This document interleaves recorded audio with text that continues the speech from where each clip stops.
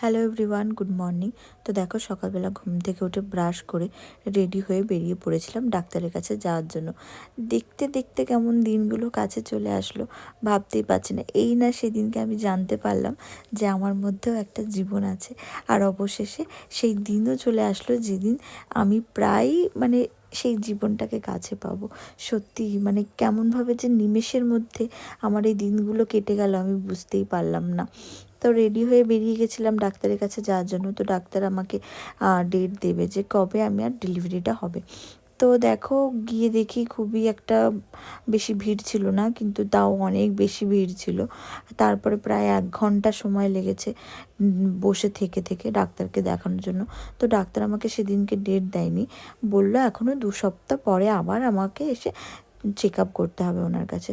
তো দেখিয়ে টেখিয়ে বাড়ি চলে আসছি। তো মোটামুটি সব কিছু ঠিকঠাক। তারপরে বাড়ি চলে আসলাম। তো আবার দেখা হচ্ছে তোমাদের সাথে নেক্সট ভিডিওতে। ততক্ষণের জন্য বাই বাই। সবাই ভালো থেকো, সুস্থ থেকো।